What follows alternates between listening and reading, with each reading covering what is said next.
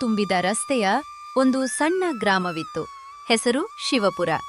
ಬೆಳಗಿನ ಸಮಯ ಸೂರ್ಯನ ಮೊದಲ ಕಿರಣಗಳು ಗುಡಿಸಲುಗಳ ಮೇಲೆ ಬೀಳುತ್ತಿದ್ದವು. ಕೋಳಿಗಳು ಕೂಗುತ್ತಿದ್ದವು. ಜನರು ತಮ್ಮ ತಮ್ಮ ಕೆಲಸಕ್ಕೆ ತಯಾರಾಗುತ್ತಿದ್ದರು. ಆ ರಸ್ತೆಯ ಮೂಲೆಯಲ್ಲಿ ಒಂದು ಹಳೆಯ ಅಡ್ಡಗಾಡಿ ಹಾಕುತ್ತಿದ್ದ ರಾಘವೇಂದ್ರ. ಅವನ ಗಾಡಿಯ ಮೇಲೆ ಆವಿ ಬಿಡುತ್ತಿರುವ ಕಡಾಯಲ್ಲಿ ಬೇಯಿಸಿದ ಮೊಟ್ಟೆಗಳು. ರಾಘವೇಂದ್ರ ತನ್ನ ಹಳೆಯ ನೀಲಿ ಶರ್ಟಿನ ಬಟ್ಟೆ ಮೇಲೆ ಸುರಿದುಕೊಂಡು ಕಪ್ಪು ಉಪ್ಪು ಮಸಾಲೆ ಮಿಶ್ರಣ ತಯಾರಿಸುತ್ತಿದ್ದ. ಪಕ್ಕದಿಂದ ಹಾದು ಹೋಗುತ್ತಿದ್ದ ಕೂಲಿಯಾಳುಗಳು, ರೈತರು ಅವನ ಗಾಡಿಯ ಬಳಿ ನಿಲ್ಲುತ್ತಿದ್ದರು. ಅರೆ ರಾಘವೇಂದ್ರ, ನಿನ್ನ ಮೊಟ್ಟೆ ಈಗ ಊರಿನ ಜನರಿಗೆ ಇಷ್ಟ ಆಗಿದೆ. ಸಾಕಣ್ಣ, ಹೊಟ್ಟೆ ತುಂಬಲಿ, ರುಚಿಯೂ ಸಿಗ್ಲಿ, ಅಷ್ಟೇ ಪ್ರಯತ್ನ. ಎಲ್ಲರೂ ನಗುತ್ತಾ ಮೊಟ್ಟೆ ತಿಂದು ತಮ್ಮ ಗದ್ದೆಗಳ ಕಡೆಗೆ ಹೊರಟರು. ಆದರೆ ರಾಘವೇಂದ್ರನ ಮುಖದ ನಗುವಿನ ಹಿಂದೆ ಒಂದು ಆತಂಕ ಮರೆಯಾಗಿತ್ತು. ದಿನವಿಡೀ ಶ್ರಮಪಟ್ಟರೂ ಜೇಬಿನಲ್ಲಿ ಕೇವಲ ಕೆಲವೇ ರೂಪಾಯಿಗಳು ಮಾತ್ರ ಉಳಿಯುತ್ತಿದ್ದವು. ಸಂಜೆಯಾಗಿತ್ತು. ಊರಿನ ಜನರು ಮನೆಗೆ ಮರಳಿದ್ದರು.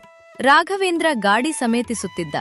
ಸೂರ್ಯನ ಕೊನೆಯ ಕೆಂಪುಪು ಕಿರಣಗಳು ಅವನ ಮುಖದ ಮೇಲೆ ಬಿದ್ದಿದ್ದವು. ಶ್ರಮದ ಹೊಳಪು ಮತ್ತು ಮನದ ಆತಂಕ ಒಟ್ಟಿಗೆ. ಅವನು ದಿನದ ದುಡಿಮೆ ಎಣಿಸಿದ. ಕೇವಲ 320 ರೂಪಾಯಿ ಮಾತ್ರ ಇತ್ತು. ಇಷ್ಟು ದುಡಿದ್ರೆ ಮನೆ ಜೀವನ ನಡೆಸೋದು ತುಂಬಾ ಕಷ್ಟ.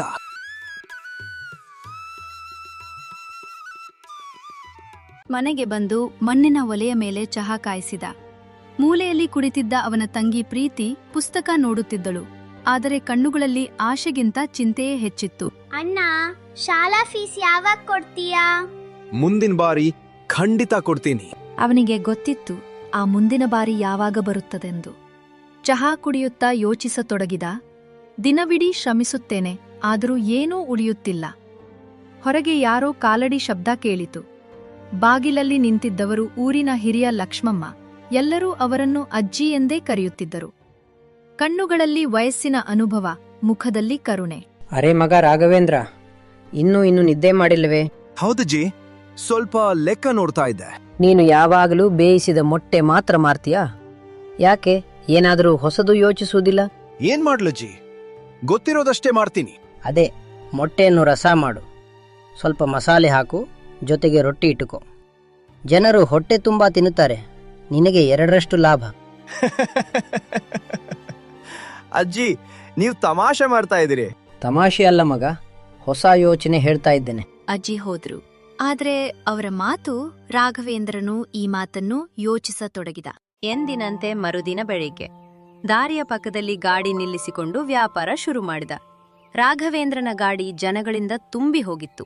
ಮಸಾಲೆಯ ಸುಗಂಧ, ಬಿಸಿ ರೊಟ್ಟಿಯ ರುಚಿ, ಜನರ ಮಾತುಗಳು. ಅರೆ, ಇವತ್ತು ರಾಘವೇಂದ್ರನ ರಸ ತಿಂದು ಖುಷಿಯೇ ಆಯಿತು. ಇಷ್ಟು ರುಚಿಯಾದ ರಸ ಎಲ್ಲೂ ತಿಂದಿಲ್ಲ. ದಿನವಿಡೀ ಗಾಡಿ ಖಾಲಿಯಾಯಿತು. ಮೊದಲ ಬಾರಿಗೆ 1,000 ರೂಪಾಯಿ ದುಡಿದ. ವಾ ದೇವರೇ, ಮೊದಲ ಬಾರಿಗೆ ಇಷ್ಟು ದುಡಿಮೆ!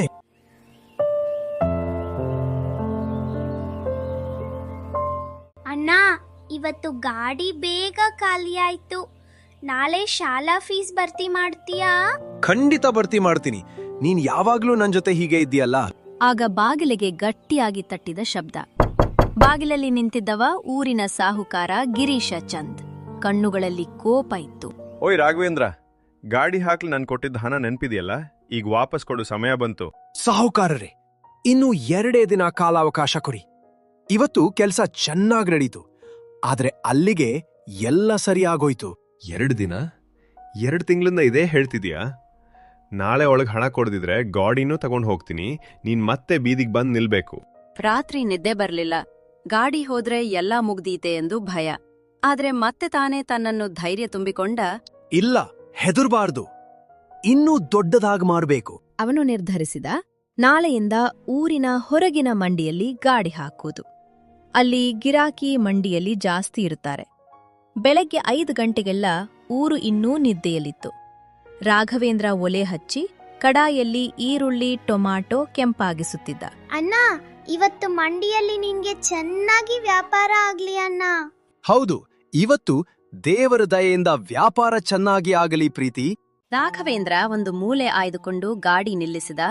ಒಲೆ ಹಚ್ಚಿ ರಸ ಬಿಸಿ ಮಾಡತೊಡಗಿದ. ಮಸಾಲೆಯ ಸುಗಂಧ 4 ದಿಕ್ಕುಗಳಲ್ಲೂ ಹರಡಿತು.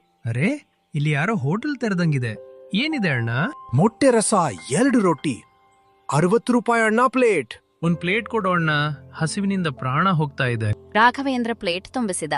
ಗಿರಾಕಿಗೆ ಪ್ಲೇಟ್ ಕೊಟ್ಟ. ಅಯ್ಯೋ, ಇದು ದಿವ್ಯನಗರದಲ್ಲೂ ಇಂಥ ರಸ ತಿಂದಿಲ್ಲ.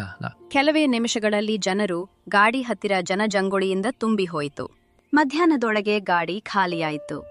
ರಾಘವೇಂದ್ರ 1500 ರೂಪಾಯಿ ದುಡಿದು ಎಣಿಸಿದಾಗ ಕಣ್ಣುಗಳು ಒದ್ದೆಯಾದವು. ಅಜ್ಜಿ, ನಿಮ್ ಮಾತು ನಿಜವಾಯ್ತು. ರಾಘವೇಂದ್ರ ಯೋಚಿಸುತ್ತಿದ್ದಾಗ ಅಲ್ಲಿಗೆ ಒಬ್ಬ ಅಧಿಕಾರಿ ಬಂದಿ ಅವನಿಗೆ ಹೇಳಿದ. ಇಲ್ಲಿ ಪರ್ಮಿಟ್ ಇಲ್ದೆ ಗಾಡಿ ಹಾಕಿದ್ಯಾ?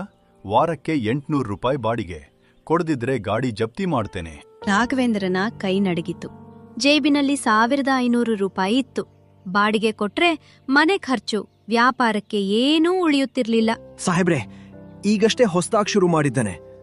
1 ವಾರ ಕಾಲಾವಕಾಶ ಕೊಡಿ. ಮುಂದಿನ ವಾರ ಪೂರ್ತಿ ಹಣ ಕೊಡ್ತೀನಿ. ಎಲ್ರೂ ಇದೇ ಹೇಳ್ತಾರೆ. ಮೊದ್ಲು ನೀನು ಇಲ್ಲಿಂದ ಗಾಡಿ ತೆಗಿ.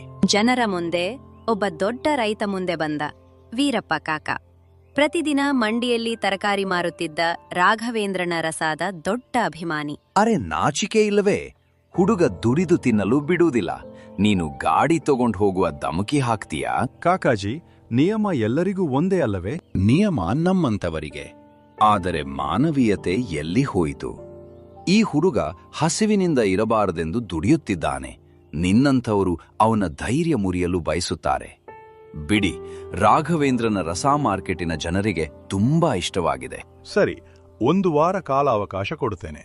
ಆದರೆ ಮುಂದಿನ ವಾರ ಪೂರ್ತಿ ಬಾಡಿಗೆ ಕಟ್ಟಬೇಕು. ಮಗ, ದುಡಿಯುವವನನ್ನು ಯಾರೂ ತಡೆಯಲಾರರು. ಯಾವತ್ತೂ ಹೆದರಬೇಡ. ಇವತ್ತು ನೀವಿಲ್ದಿದ್ರೆ ಗಾಡಿ ಹೋಗ್ಬಿಡುತ್ತಿತ್ತು. ನನಗೀಗ ಸಮಾಧಾನ ಆಯ್ತು. ಅವನ ಮುಖದಲ್ಲಿ ನಗು, ಕಣ್ಣುಗಳಲ್ಲಿ ಹೊಸ ಕನಸು. ಶಿವಪುರದ ರಸ್ತೆಯಲ್ಲಿ ಒಂದು ಸಣ್ಣ ಗಾಡಿಯಿಂದ ಆರಂಭವಾದ ಸಣ್ಣ ಕನಸು ಈಗ ದೊಡ್ಡ ಬೆಳಕಾಗಿ ಹರಡುತ್ತಿತ್ತು.